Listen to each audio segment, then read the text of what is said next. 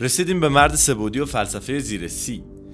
یه حقایقی در زندگی مردان زیر 30 سال پیش میاد که مطمئنم دونستنش برات سرنوشت سازه. پس سر نخ خوب بگیر و با من همراه باش، چون دیگه کمی مونده که به گنج و قارون برسی. سلام زیر سی، دست خوش. به مبارکی اراده قوی تو یک کلید اختصاصی و ایرانیزه برای آقایان زیر 30 سال طراحی کردیم. فقط قبلش بگم چرا زیر 30؟ بر اساس مطالعات جامعه اقتصاد و روان انسان، عمدتاً آدما هر گلی به سر خودشون زدن قبل 30 زدن. صاحب تبریزی هم از 4 قرن پیش میاد و با چون گذارد خشت اول بر زمین معمار کج، گر رسانت بر فلک باشد همان دیوار کج.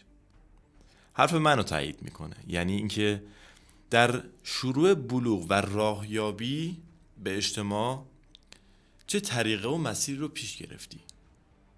اگر 20 شد 30 شد 40 شد 50، دیدی اوضاع خیته، تقصیر دلار و یورو نیست، مسیر رو اشتباه اومدی. پس ببین چقدر حیاتیه که بدونی چه مسیری برای تو سازنده و درسته. قطعا پیشنهاد میکنم شاه کلید 2 و 3 رو به صورت رایگان از همین چنل ببینی.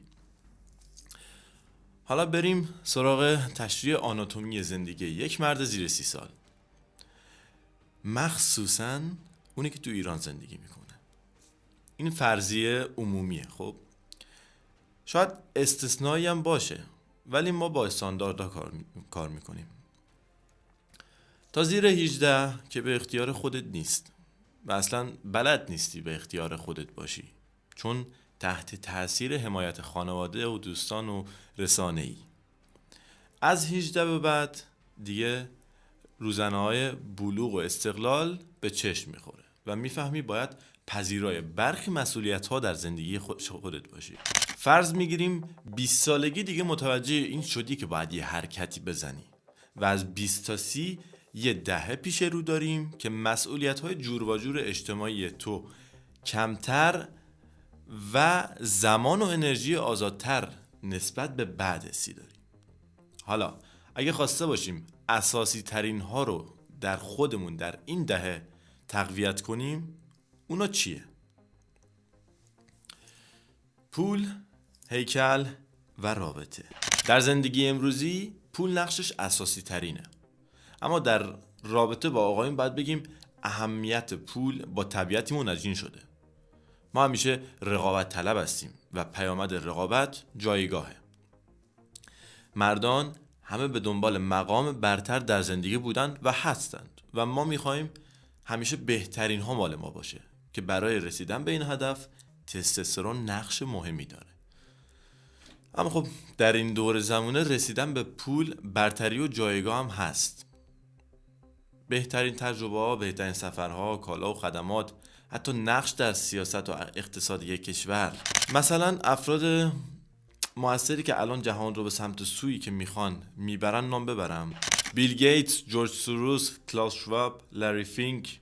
البته که اینا دست نشونده‌های راکفلر و جی پی مورگان و روتشایلد هستن که نه امروز نه امسال، قرن‌هاست پولشون باعث نفوذشون به سیاست جهانی شده و تمایلات این افراد به جریان جهان تأثیر مستقیم گذاشته.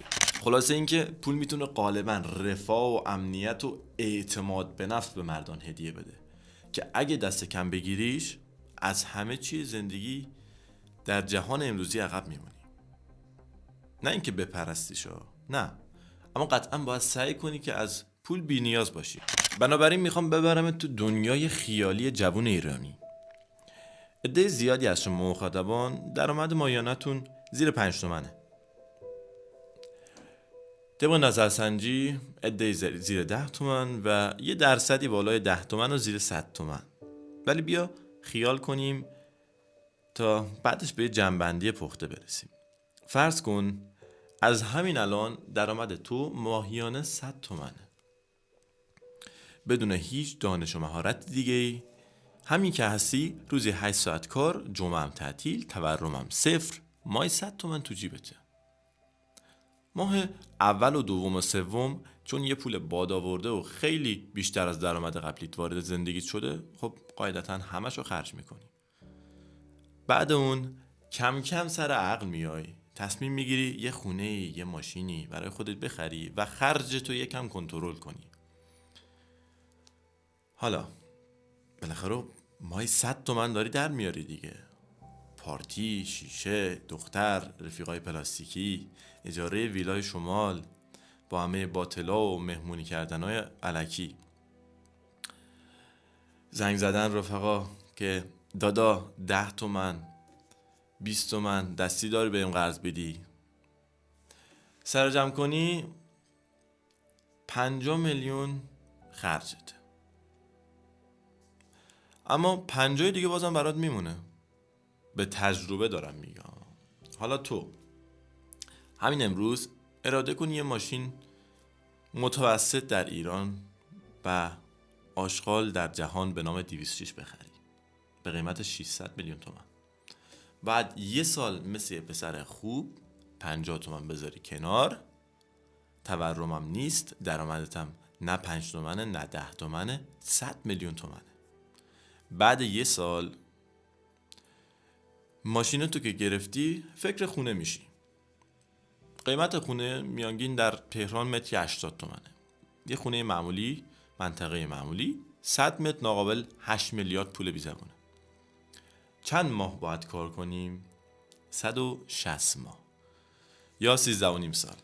به علاوه اون یه سال جمعاً 14.5-15 سال طول میکشه با تورم 0 و پسنداز 50 تومن. جوون جوی نام ایرانی یه ماشین و خونه معمولی بخره تو این مدت. اینا رو نگفتم که ناامیدت کنم. امید مرد راسخ و هدفمند با این چیزا پوچ نمیشه. میخوام در برنامه ریزیهات که گفتم دهه سرنوشت سازی 20 تا 30 این حقیقت ساده رو در نظر بگیری که حتی نزد 8 برابر حقوق پایه سال 1403 با تورم 0 15 سال طول میکشه تا برسی به معمولی بودن. در نتیجه اگه نتونی بپذیری که طول میکشه و بازی بلند مدته، تو آمریکا هم باشی عقبی، اروپا و سوئیس هم باشی عقبی. پس باید بپذیری شکوه از جزئیات قدم‌های کوچیک هدف‌های بزرگه. 1 باید بشه 2، 2 باید بشه 3، 3 باید بشه 4 الی آخر. نمیشه یهو بپری 10، 100 یا 1000. تک تک باید بشموری. زندگی که میخوای فقط 20% جهان ازش برخوردارند. کار ساده ای نیست. باید خودتو بسازی، چون هر کسی لیاقتشو نداره، وگرنه الان همه اون چیزی که تو میخوای بودن، اون پولدار بودن، نمیدونم خونه داشتن، ماشین داشتن، همه اون چیزا رو توی مثلا 1-2 ماه داشتن. زمان میبره چون هر کسی لیاقتشو نداره. خب حالا بپردازیم به هیکل. فعالیت جسمی در 5 دهه اخیر نسبت به همیشه بی سابقه کم شده. به خصوص آناتومی مردان فعالیت شدید میطلبه. تا قبل انقلاب صنعتی ورزیده بودن یک امر عادی بود. اما الان کسی که تناسب اندام داره خاص محسوب میشه. چیزی که یک مرد بهتر دنبالش باشه بدنی ورزیده است، چون هم زندگی سالم تری داری، هم بهره‌وری تو کار بالا میبره. بنابراین بهت قول میدم اعتماد به نفسی که اون ظاهر بهت میده هیچ لباس مارکی نمیده. حالا آخرین بخشمون یعنی رابطه. در مورد رابطه باید بگم حرفای زیادی هست، ولی به عنوان مرد بیشتر موضوعات خودت باید بهش برسی، چون رابطه پیچیده است و هدف ما هم این نیست که اینجا مشاوره بدیم که به زیدت چی بگی. ببین زیرسی، پول تو رابطه مهمه. یه دختر بیشتر از هر چیز دیگه ای از تو امنیت میخواد. خوب و بدم نداره، یه امنیت مالیه. حالا هی بگو دخترها پول پرستن و نمیدونم فلان و بیسار. و مسئله دیگه این که حیف نیست که بدن تو ورزیده نباشه. اصلا اون لحظه که بلندش میکنی دلت خواست. پس از نظر فیزیکی بعد بهش القا کنی که محافظ خوبی هستی. ریشه این که قد بلند دوست دارن دخترها هم همینه. اما اگه قد بلندم نیستی خب مهم نیست، چون دست تو نیست. در زندگی مرد اجباراتی هست که انجام دادی برنده ای، ندادی بازنده ای. مهم نیست قدت چنده. الان خب فایدهش چیه؟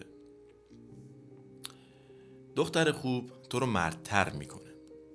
اگه تایید میکنین ویدیو رو لایک کنین، اگر نه پس دختر خوب گیرت نیومده. دختر خوب وجودش در زندگی تو باعث میشه به چیزای جدی‌تر زندگی بپردازی و همیشه در پی ارتقای خودت باشی که نکنه جلوی رقبا کم بیاری یا نتونم خوشحالش کنم. همچنین در بروز و جسارت اجتماعی هم خیلی موثره و ناگفته نمونه. طبق هرم مازلو رابطه جنسی از نیازهای اساسیه. بدون پارتنر هم که خب نمیشه. پس مهمه که برای رضایت در زندگی به این بود هم نگاه ویژه‌ای داشته باشی. و رسیدیم به اونجا که بگم ازت میخوام که چنل رو سابسکرایب کنی. میدونم درخواست خیلی تکراریه، اما هرچی بیشتر سابسکرایب کنید ما میتونیم به زیرسی‌های بیشتری کمک کنیم. قدرتو بدون. چاو چاو.